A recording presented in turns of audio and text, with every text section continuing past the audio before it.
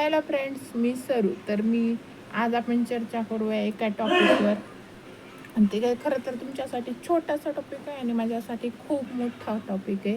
Handicap लोकांची life. तर कसं असतं ना, हँडिकॅप लोकांचं आयुष्य लहान असतो आपण तेव्हा नाही लक्षात येत की आपलं आयुष्य कुठं चाललं आहे, काय चाललं आहे, कोणत्या गोष्टीत भरकटत चालले किंवा कोणत्या गोष्टीवर आपल्या आयुष्यात खराब व्हायल्यात आणि कोणत्या गोष्टी चांगल्यात नाहीच लक्षात येत. आपण आपल्या मस्त मजेत आपल्या बालपण असतं तसं की आपल्या डोक्याला कधी विचार नावाची गोष्ट स्पर्श पण नाही करत. आणि म्हणजे जेव्हा आपण मोठे होऊ लागतो, जसं आपल्याला समजायला लागतं तेव्हा खरं तर आपल्यावर त्याचे परिणाम होतात आणि परिणाम आपल्याला जाणवतात सुद्धा की आपल्या आयुष्य कशा प्रकारे खराब होत चालले, कशा प्रकारे आपल्या आयुष्याचं खरं तर सगळं चांगलं लहानपणी सगळं चांगलं वाटणारं आयुष्य आता कसं आपलं स्पॉईल होत चाललं हे सगळं आपल्या लक्षात येतं. आणि तसंच मी खरं तर एक स्वतः हँडिकॅप मुलगी आहे आणि जास्त असल्यामुळे तर मी सिंगलच आहे. तर कसं असतं बघा, आपण आपल्या घरात राहतो, सगळं फॅमिलीसोबत परिवारासोबतच आपलं आयुष्य आपण घालवतो, कारण सिंगल असल्यावर तसंच असतं. तर मी पण तसेच राहते आणि घरात काही छोट्या मोठ्या गोष्टी घडत असतात तेव्हा असं होतं की काहीही झालं, काहीही केलं तर त्या व्यक्तीच्या काहीही घरात घडलं आणि काहीही झालं तर खापर येतं हँडिकॅप व्यक्तीच्या नावावर. काहीही झालं, अगदी दारावर कावळा जरी बसून गेला तरी बोललं जातं हिनंच काही तर दार उघडं ठेवलं आणि हिच्यामुळं झालं. किंवा काही कुणाची भांडणं झाली, कुणाचं काही झालं तरी पूर्णपणे त्या व्यक्तीला ब्लेम केला जातो आणि त्याच व्यक्तीला बोललं जातं की हे तुझ्यामुळं झालं. किंवा प्रत्येक वेळी तिला असं दाखवून दिलं जातं की तुझं कोणीच नाही, तू अनवॉन्टेड आहेस.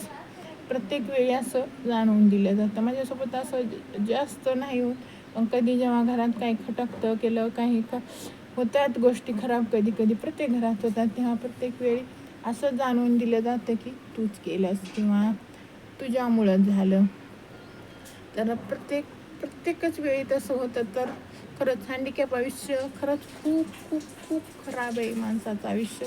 देवानं गरीबातल्या गरीब घरी जन्म घ्यावा, कष्ट करून खाता येईल, पण हातपाय आणि लाचार आयुष्य कधीच कुणाला भेटू नये, कारण असं आयुष्य खरंच खराब असतं. कारण माणसाच्या आयुष्याचं पार तहेस नहेस होऊन जाते. आणि एक माझं तरी मी नॉर्मल होते आणि लहानपणापासून नॉर्मलच होते, पण 5-6 वर्षाची असताना मी अचानक अशी झाली आणि मला तर वाटलं बी नव्हतं की माझं आयुष्य ही आवळणावर येऊन टेपल. कारण मी अपंग असून पण मी नॉर्मलच चालायची, फिरायची.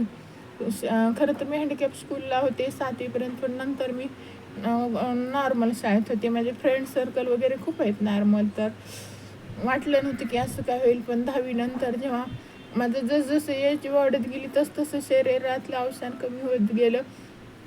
आणि आज अशी सिच्युएशन आहे की मी घरात सगळं हिंडते फिरते, कारण माझं घर आत्ता बनलेलं आहे ना हे 5-6 वर्ष, त्यामुळे माझ्या सिच्युएशननुसारच सगळं बनवलेलं आहे.